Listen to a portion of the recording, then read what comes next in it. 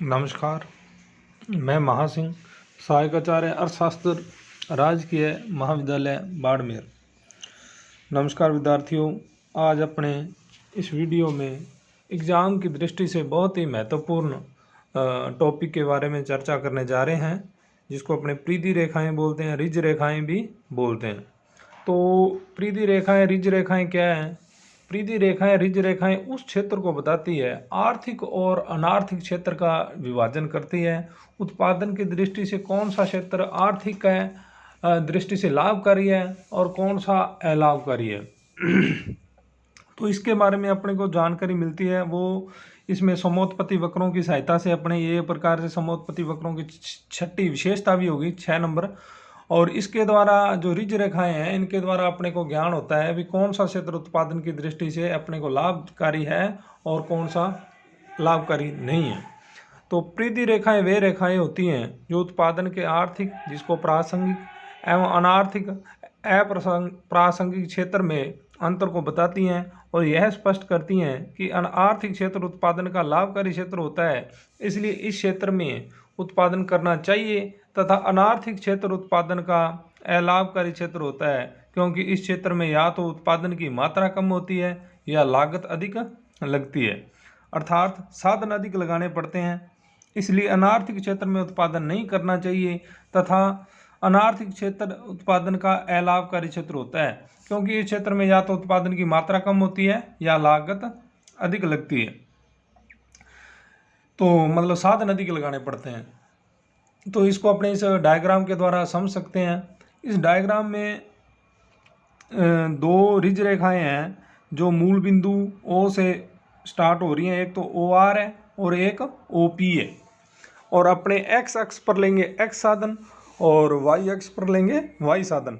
तो इन दो रिज रेखाओं के बीच का जो क्षेत्र है वो तो है आर्थिक क्षेत्र, जहाँ पर आपको उत्पादन करना लाभकारी होगा। और इसके बाहर का क्षेत्र है OR से, जैसे रेखा के ऊपर का हिस्सा है जिसको बाईं और कह देते हैं OR रिज रेखा के, ये क्षेत्र लाभ की दृष्टि से अलाभकारी होगा।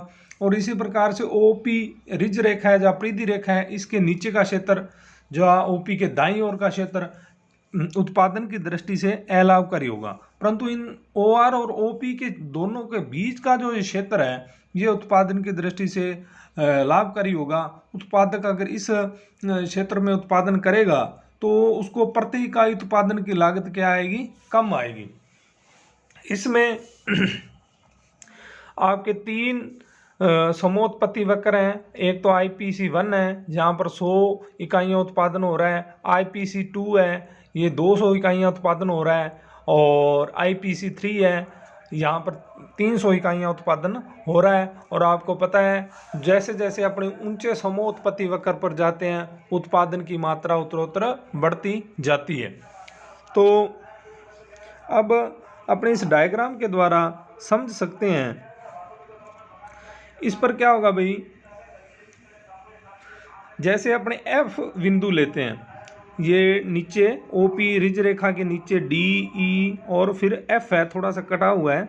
F बिंदु आप लोगे फॉर एग्जांपल, तो आप OM1 तो X यूज़ कर रहे हो साधन और OE1 Y यूज़ कर रहे हो, और उत्पादन हो रहा है जहाँ पर 300 इकाइयाँ, क्योंकि आप IPC3 समोत्पत्ति वक्र पर है F बिंदु, तो 300 उत्पादन इकाइयाँ हो रहा है। पर आप अगर F से, ये उत्पादन का आर्थिक क्षेत्र हो गया जहाँ पर आपको उत्पादन करना लाभकारी होगा।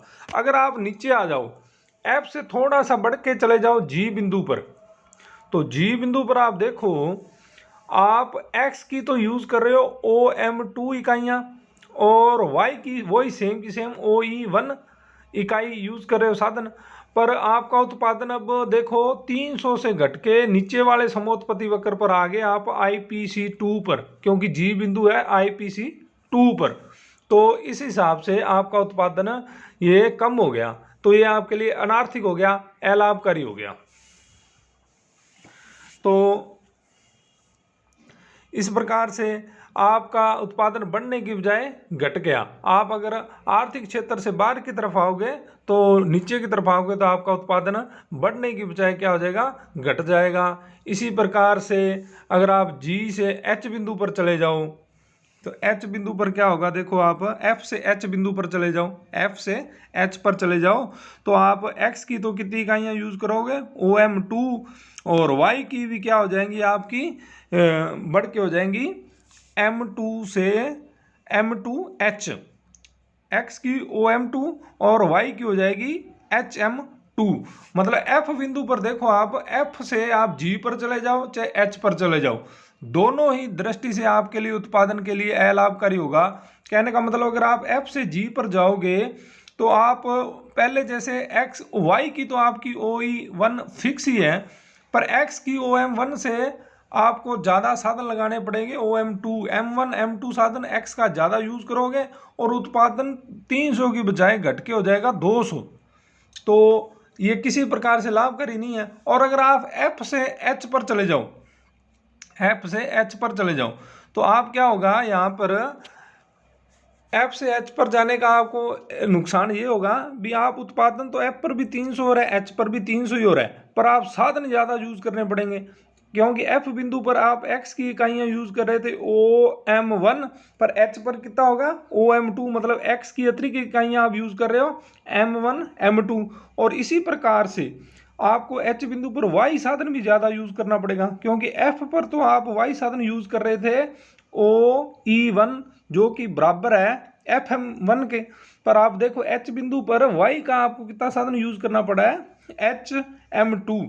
तो HM2 ज़्यादा यूज कर रहे हो आप FM1 से, इसलिए आपका जो आर्थिक क्षेत्र है इसी प्रकार से आप ऊपर चले जाओ, जैसे YAB जो C है उस पर भी आप इसी प्रकार से कोई भी एग्जाम्पल लेके समझ सकते हो। तो जो इन दोनों रेखाओं के बीच का R और OR और OP के बीच का क्षेत्र है वो आर्थिक रूप से लाभकारी है। यहाँ पर किसी बिंदु पर आप उत्पादन करोगे वो आपको लाभदायक होगा।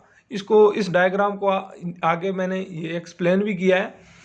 रेखा चित्र में OR और OP पृथ्वी रेखाएं हैं, इनके बीच का क्षेत्र AD BE और CF उत्पादन का आर्थिक क्षेत्र है जो कि उत्पादन का लाभकारी क्षेत्र है।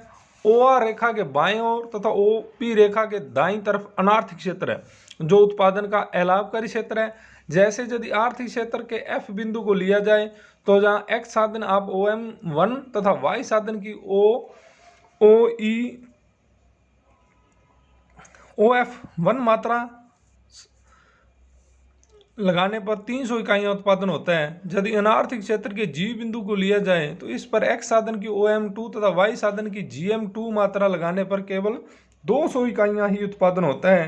इसी प्रकार यदि अनार्थिक क्षेत्र के H बिंदु को लिया जाए तो इस पर X साधन की OM2 तथा Y साधन की HM2 मात्रा लगाने पर 300 इकाइयाँ उत्पादन होता है, जबकि OM2 is greater than OM1, मतलब OM2 ज़्यादा है OM1 से, तथा HM2 is greater than FM1। स्पष्ट है कि अनार्थिक क्षेत्र में या तो उत्पादन कम होता है या साधन अधिक लगाने पड़ते हैं, अर्थात उत्पादन लागत अधिक आती है। इसलिए अनार्थिक क्षेत्र में उत्पादन नहीं करना चाहिए, केवल आर्थिक क्षेत्र में ही उत्पादन करना चाहिए।